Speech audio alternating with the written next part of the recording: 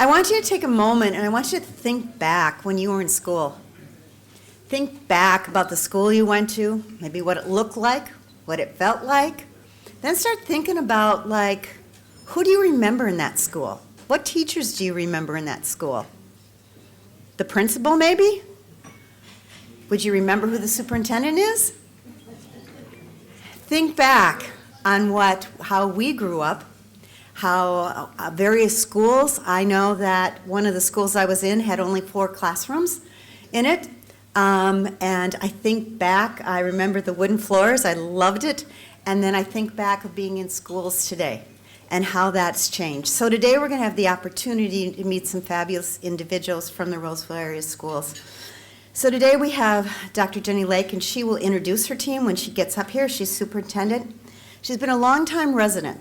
That tells you a lot. When a superintendent is willing to have a home and be in the community, I'm not sure that there's hardly any event that she has not made in her lifetime. You will see her out on the fields. You will see her at community events. She lives and breathes Roseville. And I can say that because she used to be my boss. So I knew how hard that she works. She also works really hard to make sure that the administrators and the students and the community have a focus. And so Roseville's area schools focus is excellent innovation and equity in all they do. And that's something that she believes absolutely. Her focus as the leader of the school district, as my boss when I was there, we were always keeping the student first every day. That was always something we kept in mind.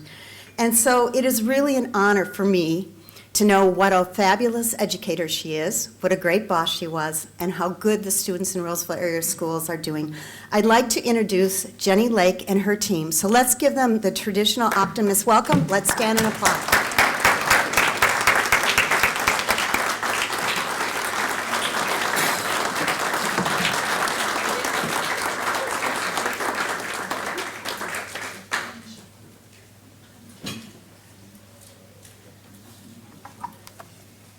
Even more, maybe? Just so you can see the screen.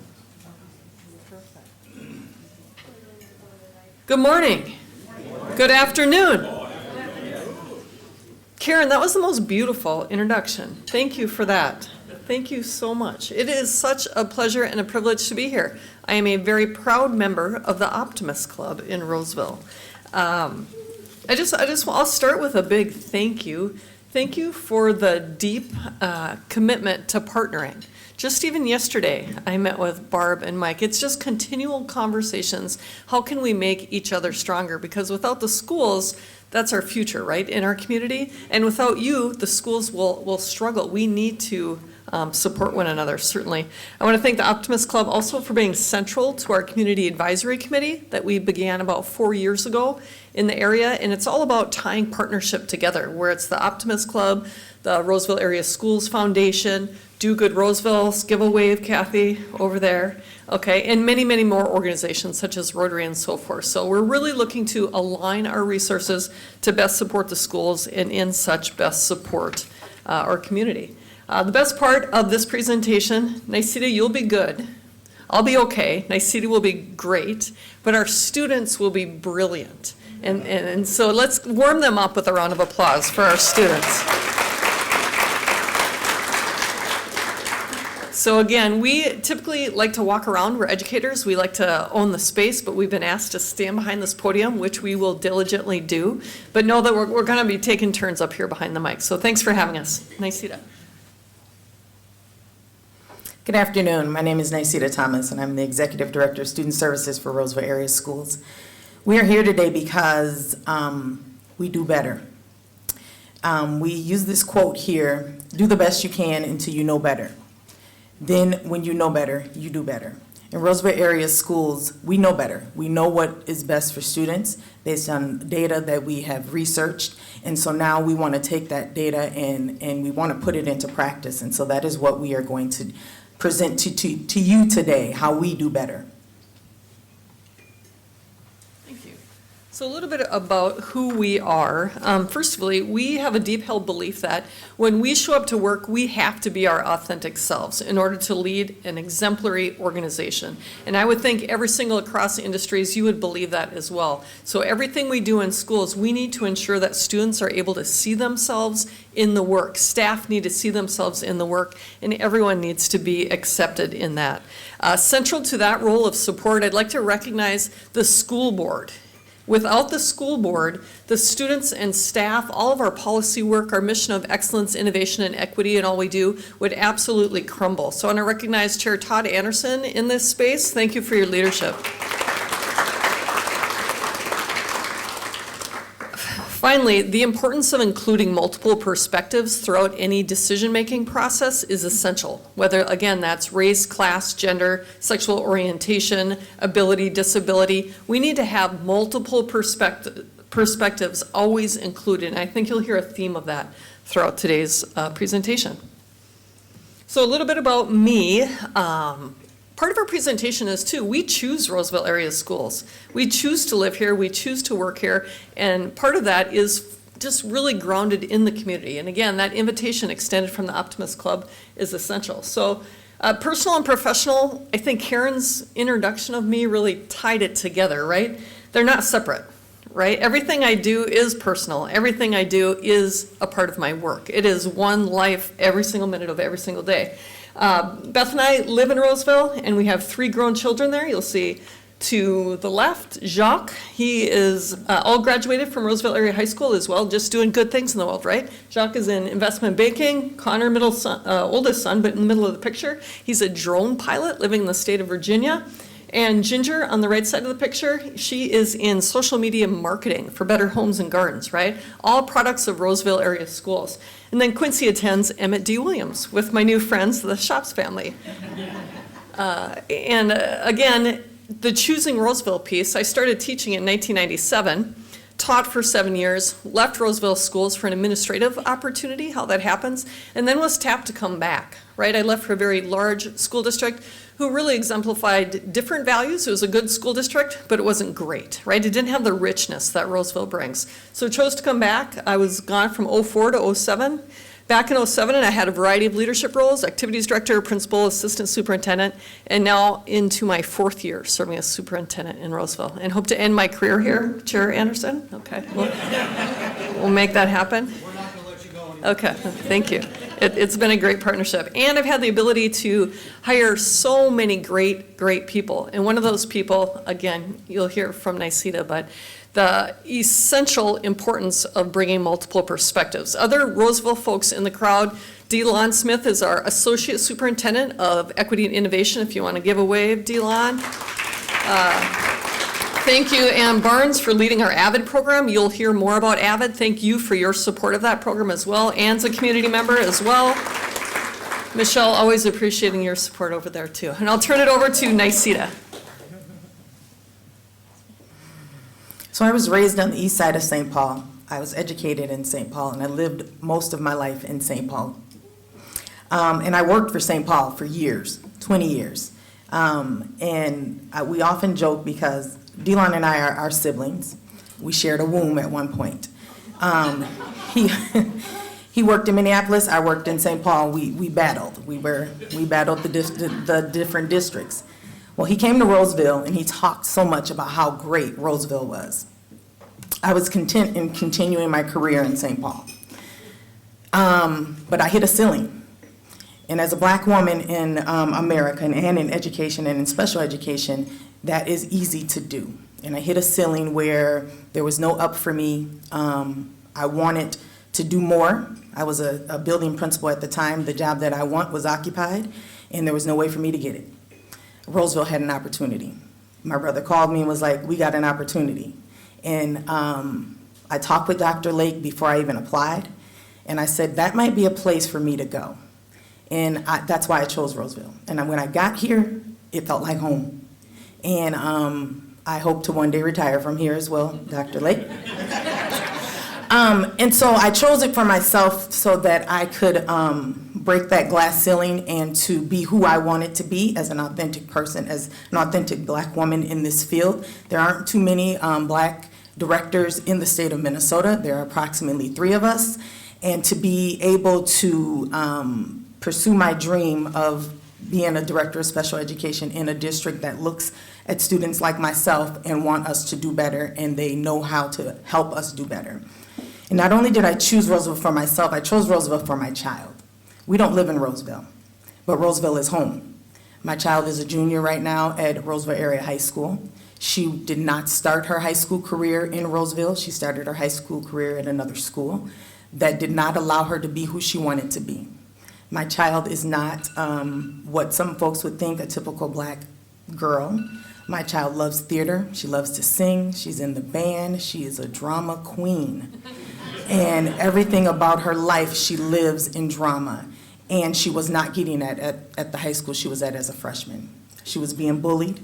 My child is, she's beautiful, you know, but to them, she just wasn't who they thought she should be. She was bullied by those in the theater program because she was better than them. Sorry to say, and I'm not just saying that because I'm her mother, but the girl is on fire when she gets on the stage.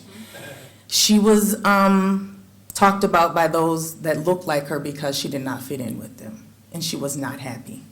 She did not want to go to school, and she has always been an outgoing child that wants to be in school. She loves to be around her peers. She's never wanting to be at home with her family. She did not get that at the school she was at. So we chose as a family to move her to Roseville, and she has flourished. She sets the stage on fire in the theater program. She has friends of all races. She's not set in a box. She takes AP classes, and they were classes that someone told her she needed to take. They didn't just think, you know, you take the regular classes. She is happy. She's never home. Like I said, we don't live in Roseville, but she does, because we're always having to come and pick her up. And so as a family who is wanting, I'm a proud mother of 3 children. Right now my boys are not in Roseville. They will one day be. They still reside in St. Paul. Didn't want to disrupt their elementary and middle school years. But my husband and I chose Roseville because we want our children to be looked at for who they are and to allow them to be themselves. And so I'm proud to say that Roseville is home. St. Paul will always have a place in my heart, but Roseville has now taken over.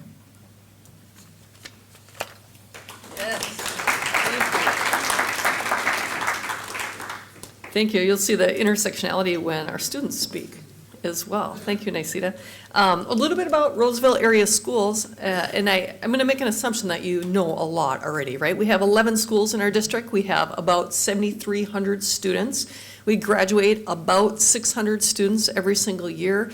We're a large, comprehensive, traditional liberal arts high school. We also have an alternative high school in Roseville. Really proud of all of our offerings, both our activities programming, which you've heard a bit from Niceta, full-scale athletic opportunities for students, as well as a vast array of advanced placement courses. So again, we're a large, competitive school district.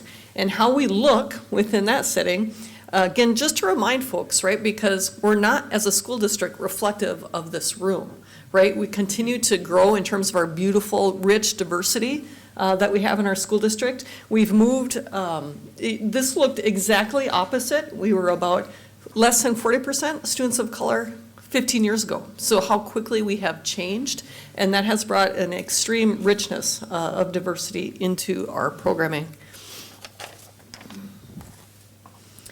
We talk about the diversity and as a strength, and I'll also make the point of, as our schools become more diverse, we have to change our teaching practices as well. We have to ensure that what we're doing, both in terms of our curriculum and our instruction, is culturally relevant. So that's a theme I think you'll hear today as well. We have to make sure that we're innovating and striving for excellence in every single thing we do every single day. In terms of our multilingual students, our top 5 languages spoken at home other than English are Spanish, Hmong, Karen, Nepali, and Somali. And 16% of our students speak a language other than English at home.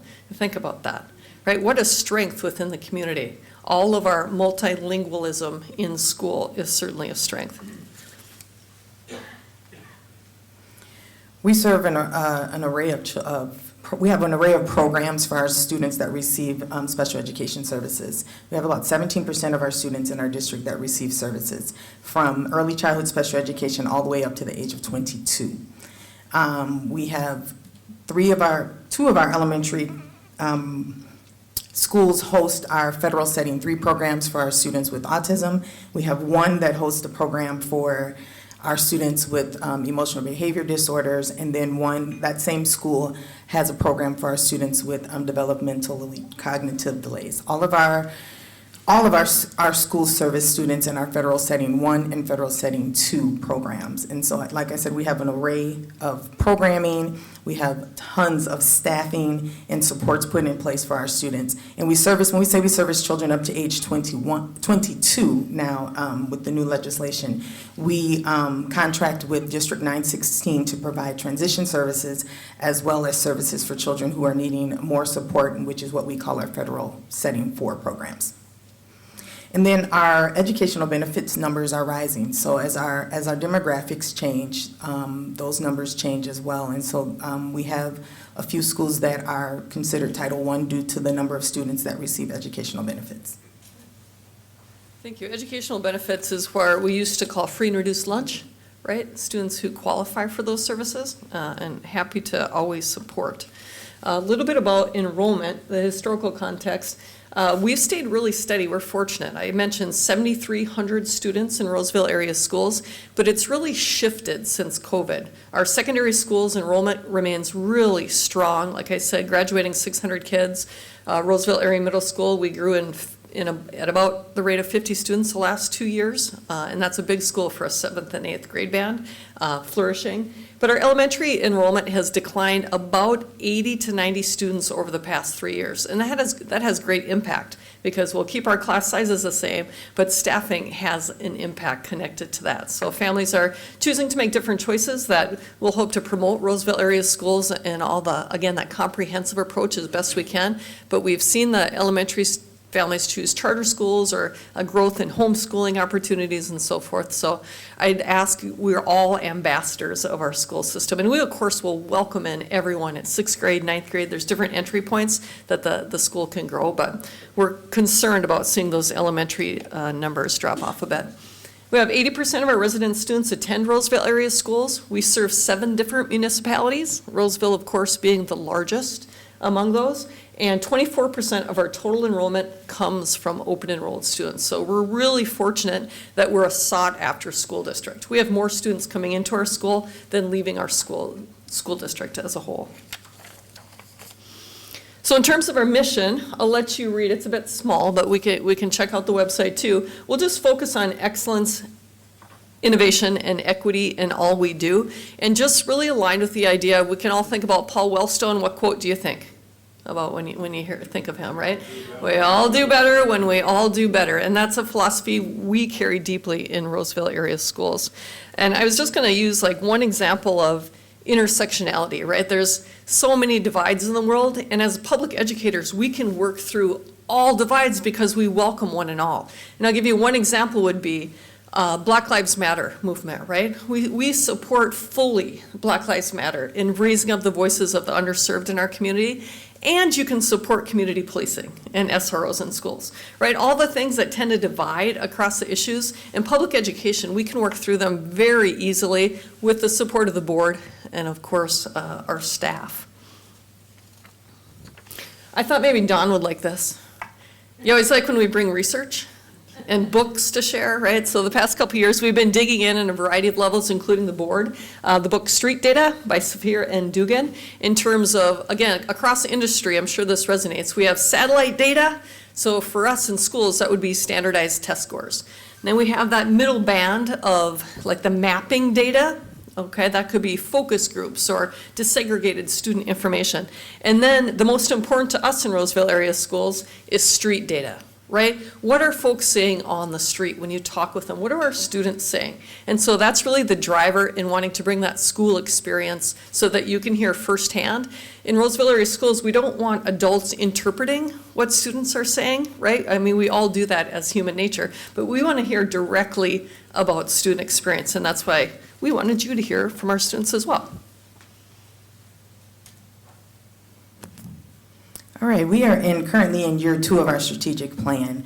And so we wanted to present to you what our goals are for the next few years. And as we do this, each of our students are going to take a moment to give you some examples of how they feel that this goal is being played out for them.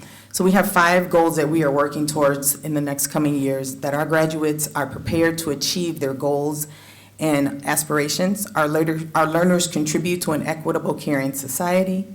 We are a culturally responsive, inclusive, anti-racist district. The community is united behind meeting student needs, and we are financially secure. I would like to invite to the microphone Bea, and she's going to talk about our first goal, which is our graduates are prepared to achieve their goals and aspirations. Welcome, Bea. Hi, my name is Bea Matthews. I'm a senior at Roseville Area High School. I used to be a cheerleader. That's an older picture. That's from last year. We won Wow Factor, one of my proudest moments, actually. I have a younger brother named Silence. He is a sophomore at Roseville Area High School. We live with our mom and dad. We joined Roseville, well, I joined Roseville during the 4th grade, so for him it would have been the 2nd grade. Before we went to school in St. Paul, my mom went to school in St. Paul, so naturally we did, and my grandpa drives a bus for St. Paul, so he was our bus driver, so that's just what we did. But we lived in Roseville, and we were going to school in St. Paul, and then we switched to Brimhall, and that was, I think, one of the best switches ever. At my old school, there was a lot of kids who looked like me, but they didn't really act like me. It was very different. I felt like an outsider in a school full of people who looked like me, and that was very strange.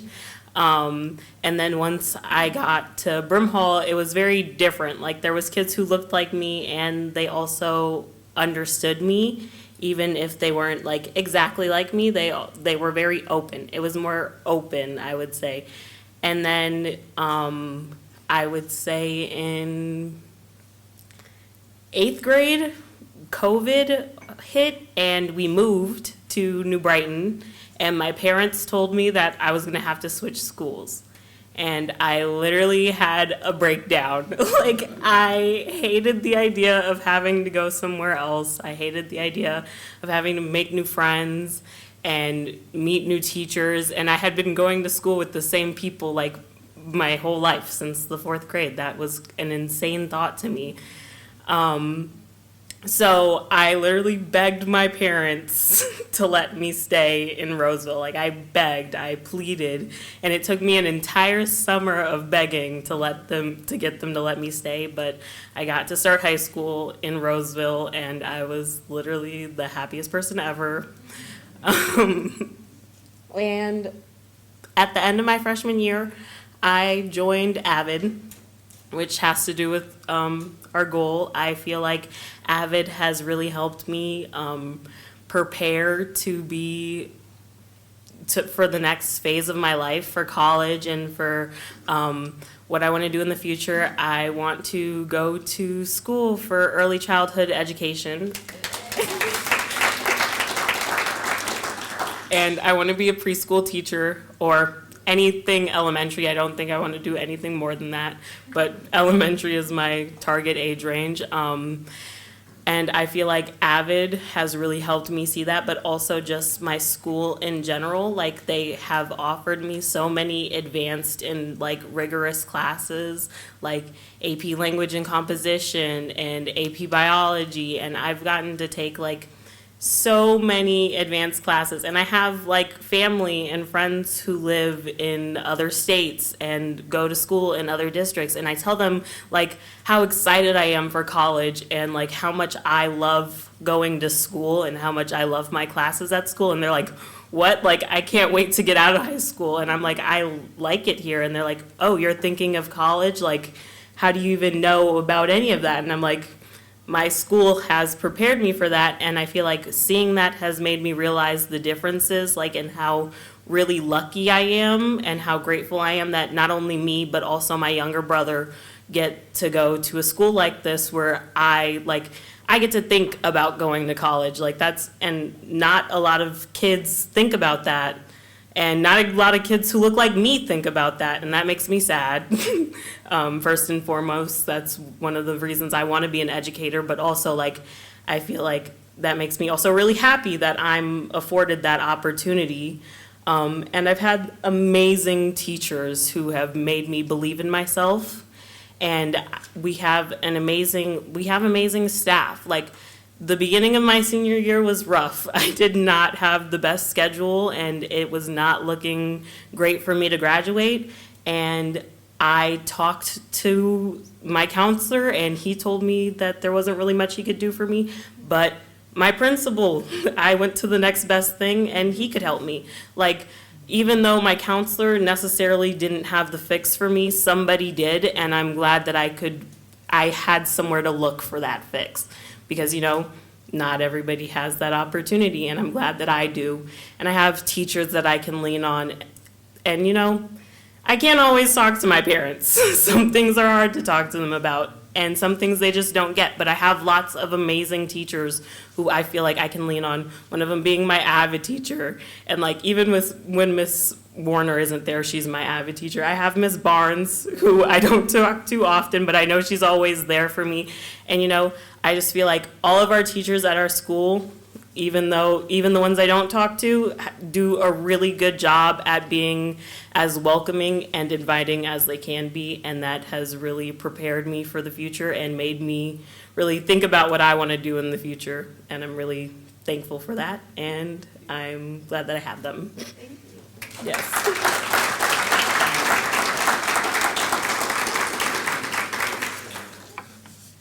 Next, we'll have Mallory. She's going to talk about ensuring that our learners contribute to an equitable, caring society. Hello, my name is Mallory Turk. I'm a senior at Roseville High School. I've lived in Roseville my entire life.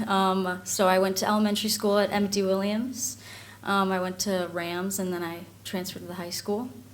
I live with my mom and my little sister, who's a sixth grader at Emmett D right now. Yeah, just about me.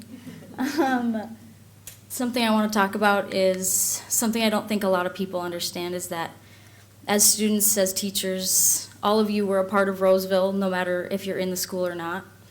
We represent Roseville. Something I really wanted to highlight was mental health in our society. I had a friend who would have been a Roseville graduate last year, Raina Wilson, who I lost to suicide. I think it's really important to understand that everybody in our community, at Roseville, at the school, all of you, everybody has a life outside of this school, and you have to understand that people are going through things, and that school is not always the most important thing, that we are all a community, and that you have to uplift each other. I just want people to realize that like I said, we're all community. We are, I'm trying to think of how to say it. I don't know. We need each other, don't we? Yeah, need each other. You have to understand that.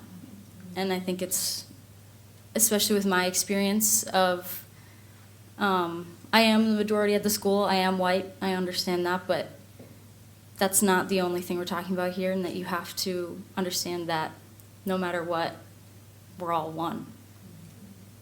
Thank you. Very much appreciated.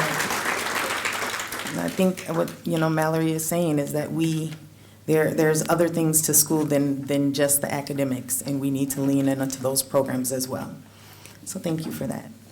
Next, we'll welcome Sam. He's going to talk about ensuring, I can't read without my glasses, ensuring we are culturally responsive, inclusive, anti-racist district. Welcome, Sam. Hello, my name is Som Kudka. All right, start this. All right. I immigrated here 12 years ago. I received my entire education in Roseville Area High School, well, not high school, in the district, the Roseville Area District, from first grade through now. I have always felt at home at Roseville. I have met many students from many different backgrounds, learn new things, learn how to improve myself, how to develop my understanding and compassion of others. I joined the AVID program in 9th grade, found a home filled with very passionate leaders and peers that I grown to respect very much.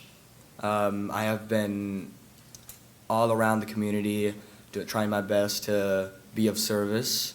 Hey, Kathy. Including Rosefest. I remember, I think I saw you there, right, Kathy? Mm-hmm. That was fun. If you need any volunteers for Do Good Roseville, find me. Yeah, I'm a little bored. I'm a little bored these days, and I do always have a joy from being part of this community. I have received a lot of support. I have never felt like I was targeted for who I am.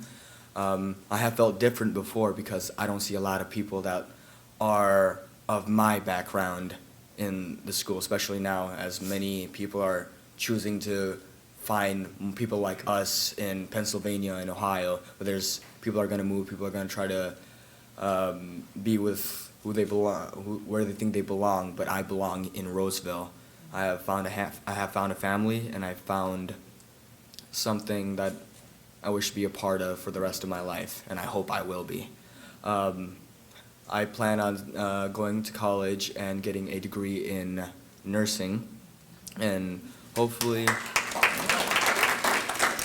and I hope to find a job nearby. I prefer children's right now, if anybody has somebody.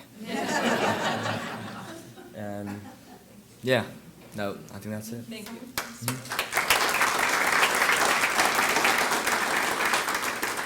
Finally, we'll hear from Maria. She's going to talk about ensuring the community is united behind meeting student needs.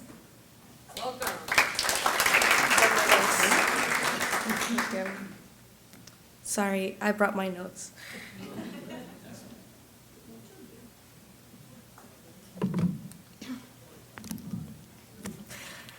Hello, everyone. My name is Maria Alvarado.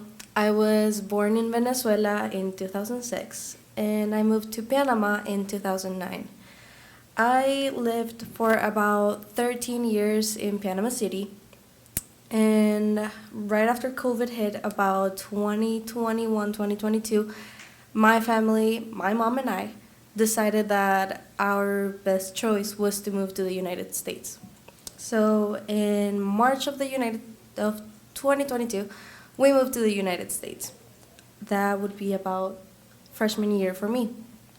When I first started school as a sophomore in 2022, it was very challenging because the setting of the school, the setting of the educational program was very different from what I was used to.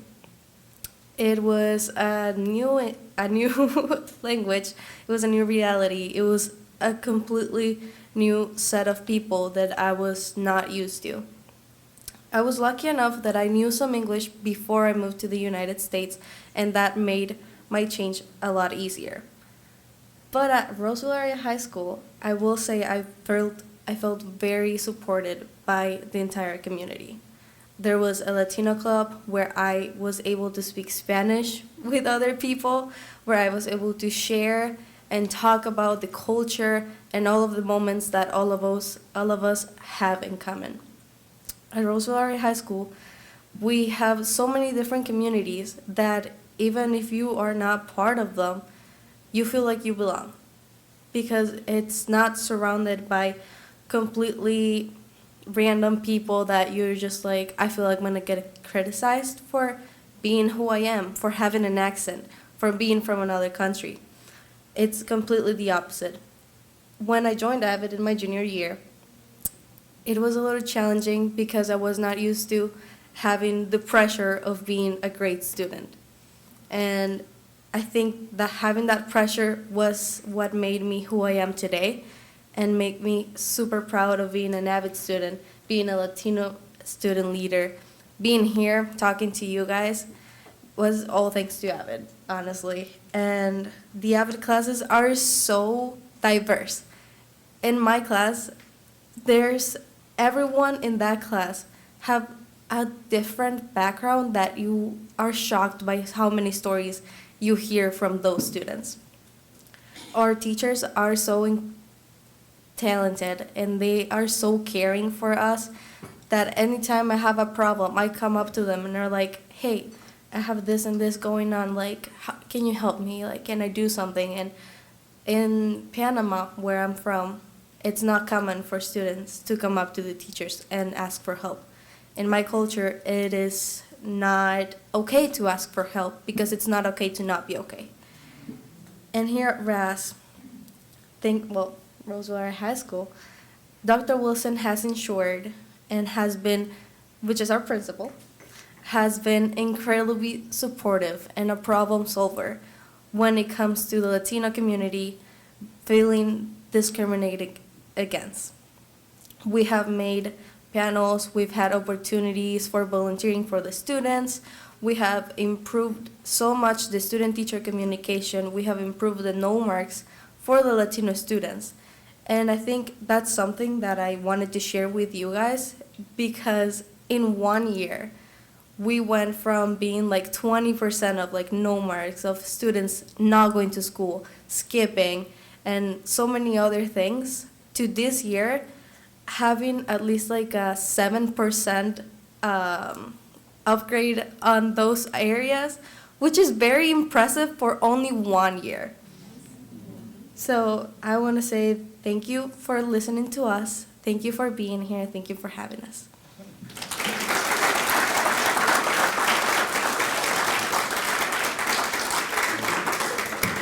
Thank you, Maria. I think I agree with everything you said, except something about removing greatness from yourself. I think Avid is an exceptional program, and you're great because you're great, right? All of you. You're just innately beautiful. 2 points on this slide. One, simply thank you. Thank you to our entire community has been so supportive financially of Roseville area schools. 1992, 52%, much closer. And then you can see the growth. 2002, 61%, 06, 60, 13, 68%. In 2017, we led the entire state in terms of support for the school district from our property owners, 74%, 21, 79%. So really some incredible record-setting numbers in terms of our community supporting our school district. Thank you. My second point, I think Dr. Webb could speak more eloquently than I in terms of the state underfunding schools. So thank you to our voters for supporting our schools, because without you, we would be crumbling in terms of how we're supported from the state and federal government financially. So thank you, thank you. And maybe we just want to take the moment to thank you for being partners in this work. This work cannot be done with in silos, and we need the community in order for our students to be able to just show the greatness that they show up with. We thank you for this opportunity to have us present to you today as well. And I just want to give, if you would take a moment to give our young folks just another hand. They did a phenomenal job.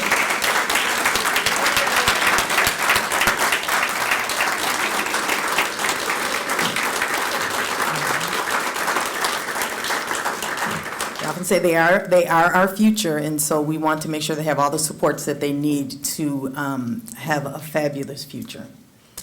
yeah. And why don't students, you want to come join me up here? That would be great. And then do we have time for any questions?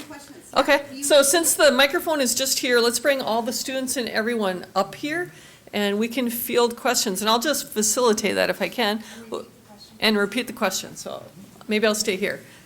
Commissioner. Wait, rather than repeat the question, I'll just say it really loud, because I just want to say how grateful I am. I'm Mary Jo McGuire, happen to be a county commissioner here, representing Roseville, New Brighton, Little Canada, Lauderdale, St. Anthony, and a proud graduate of Ramsey, or Roseville Area High School.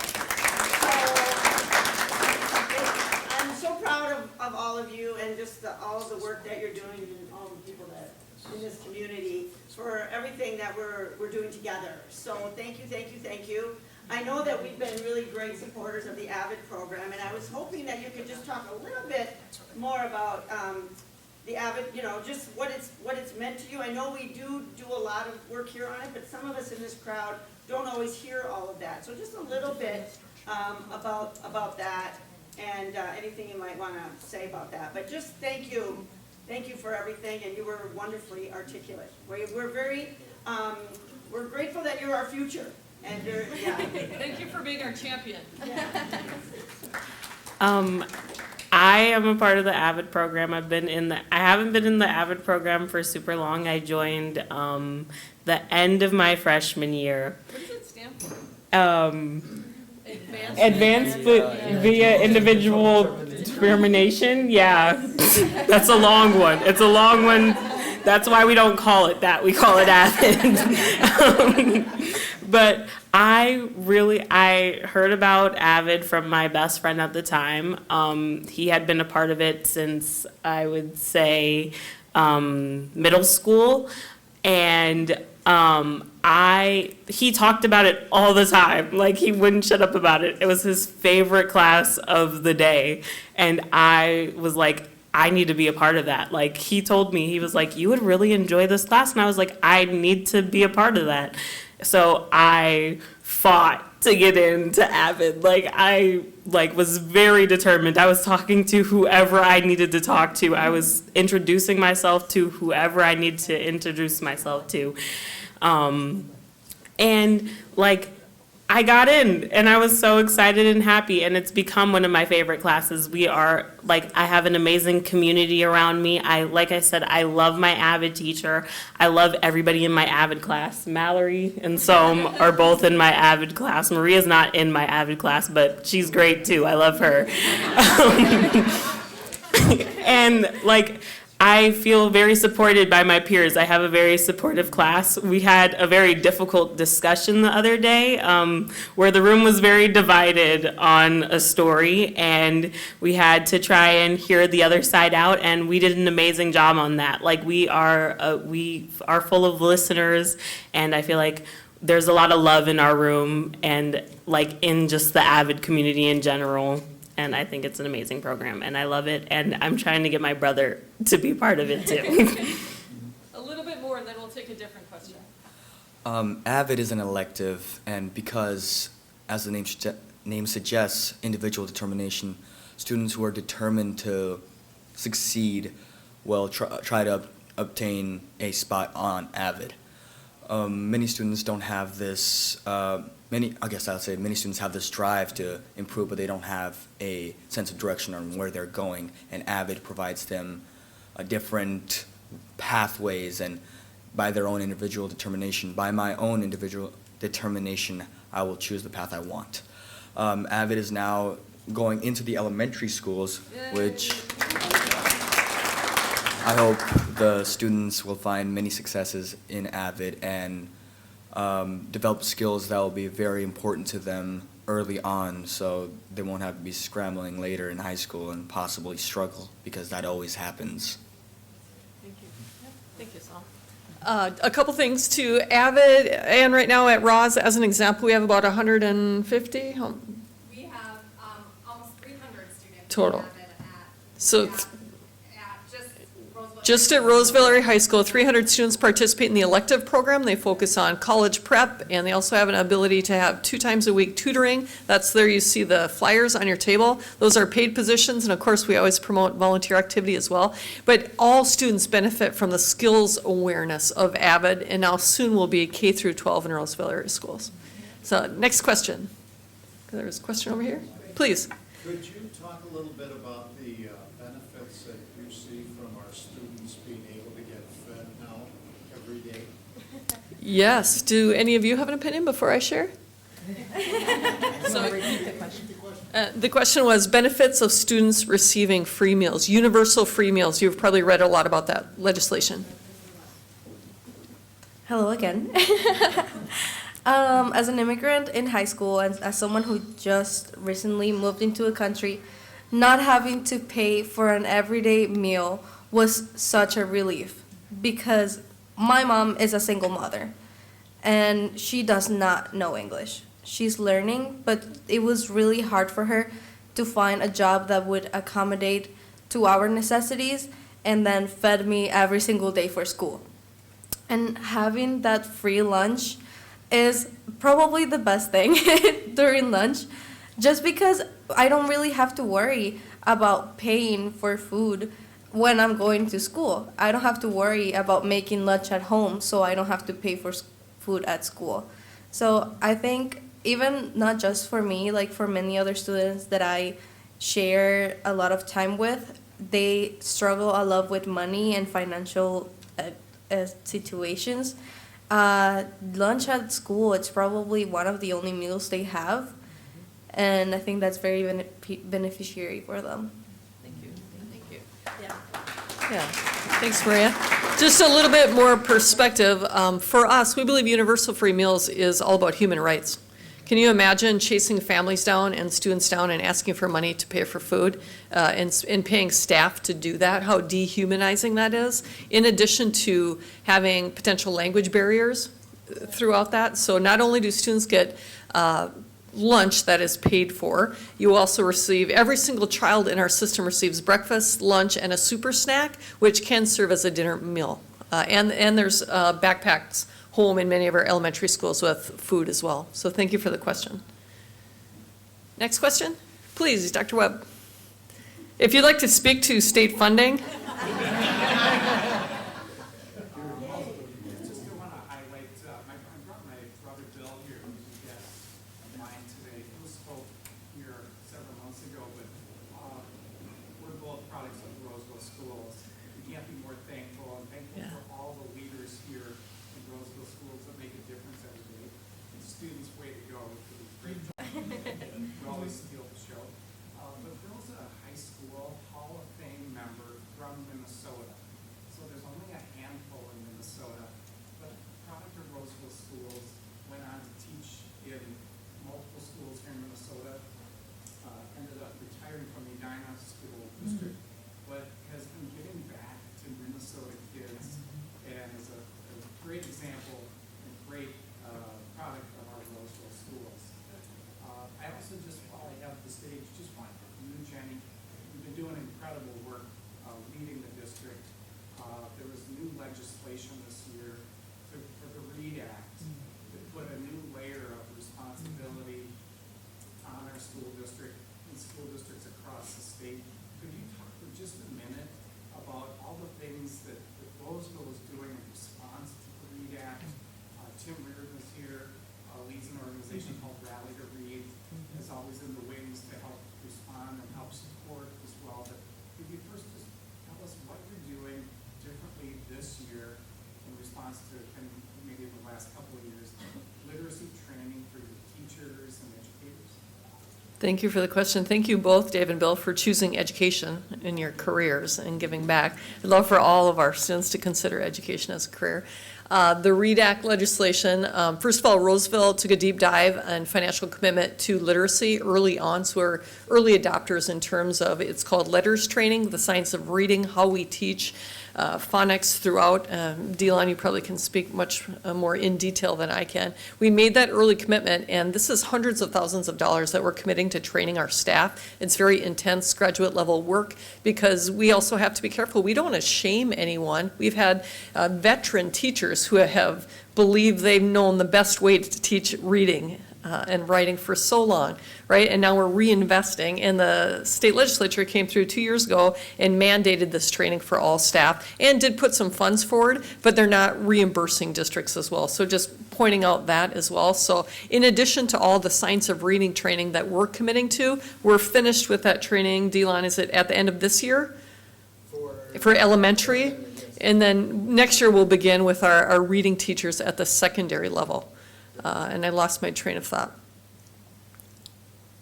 We also hired a literacy lead and made that commitment, Dr. Webb, in terms of coordinating who receives the training and how that's rolled out. Remind me where I was going, Delon. Very good. Is that enough, Dave? Addition. Yes. We also secured a grant to hire a multi-tiered system of support coordinator for the next 2 years for the district, where we will be looking at all of our schools to determine best interventions for reading, math, and behavior. And probably the other thing we're exploring, right, so we'll have conversations with Tim about how can the community support reading when it's shown that only about half of our students per state standards are able to read at grade level currently. So yes, we need to have community partnerships and we need to all buy in, and the school district needs to have capacity to do some of that work. So in terms of Reality Read, that's what we'll have conversations about. Does the school have capacity to match the vision of your organization, and how can we best partner, and what does that look like? Okay. Thank you, Dr. Webb. Bill, and then Tim, did you have your hand up? Bill? So I just want to mention, yesterday we had a community group gathered together. I think it's called Community Advisory. Yes. It's really community volunteers to support the school district. And at the meeting yesterday, a very important point was raised, which was we have a bunch of adults there talking. Where's the voice of the students? There's 2 points I want to make. One is we're talking about AVID. There's a group from the Optimist Club that interviewed 240 AVID students a year ago, and a list of listening to the students themselves, their needs, and that has been driving some of the decisions being made by our character development initiative. But I want to take it one step further. I came from a conference this morning where they were talking about a shortage of schools in Minnesota teaching computer science, or teaching programming. And part of our group is trying to raise the level of civic awareness through civics education. There are things that aren't being taught in schools. We have, as one of our members, the founder of the International Listening Association, and so listening is so key to education that it's something that could be taught but isn't taught. Going back to the voice of the students, is there anything that is not being taught currently, in the school district that you really, really wish you had the opportunity to learn while you're in school? I'll shut up and listen. Thank you.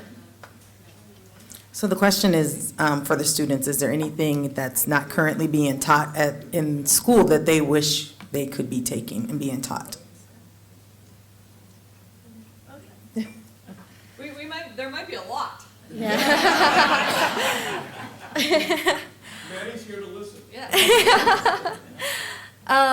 Well, I just want to say that since I got to Roseville High School, I've learned basically nothing about my culture. I love Roseville High School. Like, it's not no shame to them, but like, I learn a lot about other cultures. I learn a lot about Asia and like Europe and about the American history. But I think I had about 1 week of information about Colombia and like their structure and something like that, and that was it. I never saw it again. It was never mentioned again. And having one of the large groups of the students are Hispanics and Latinos, for all of us in the Latino Club, it's something that we talk about. We want to at least have a class or do something to make it part of the what is it called? The curriculum for the schools, because like for people who were born here but do identify as Latino or Hispanic, it is very important to them to learn about their culture, where their parents come from, like how was their countries built, like what was their history, and we don't learn anything about that. So I just wanted to bring that up. I'll add in between, someone's going to share too, right? That's all about capacity and how can we continue to evolve, right? We have a course, American Histories through an African-American lens. Think if we could have that course for everyone who identifies, and how relevant, right? The windows and mirrors of learning and how important that is. All right, we're going to let Sam talk, and then we need to wrap it up. So on the note of learning about your own culture in Roz, my country of origin, we discussed in grade 9 world history, we learned about a single thing, which was Mount Everest and how many people are dying due to many people coming from all around the world wanting to climb Mount Everest for their, I don't even know what to say to that, like, just to death. That's what they're doing. And not only are they risking lives of other people who are their guides, but there's also in that manner. But that's not the part that frustrated me most. That was the only thing I learned, that my people were dying. And we watched this documentary, and this woman was speaking in my language of how she lost her husband and how she is all alone feeding her kids. That's the first time I ever cried in school from something that. So if there was an opportunity to change the curriculum to learn more about my country, my heritage, I wish it wasn't such a negative aspects of it. Wait, sorry. I was lucky enough to take the U.S. History through an African American lens class at my school, and for a long time I did feel like how Sam did about how the only thing I ever hear about black people in class is like terrible things about how we were slaves and just the worst.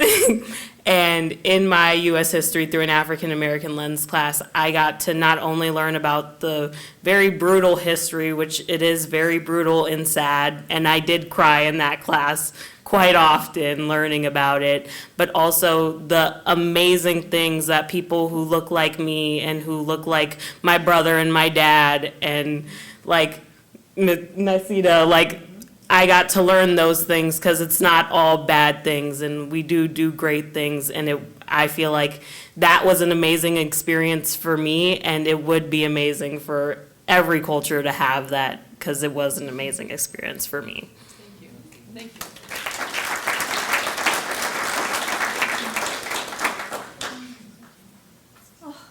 Isn't it amazing? Doesn't it make you want to go back to school? You guys were all fantastic, and we wish you all the very best. And remember that you've got some friends here that maybe can also give some advice, help you get into where you want to be. Who knows? But please, please, thank you for being here, and know that you are always welcome, and we will do whatever we can to support you.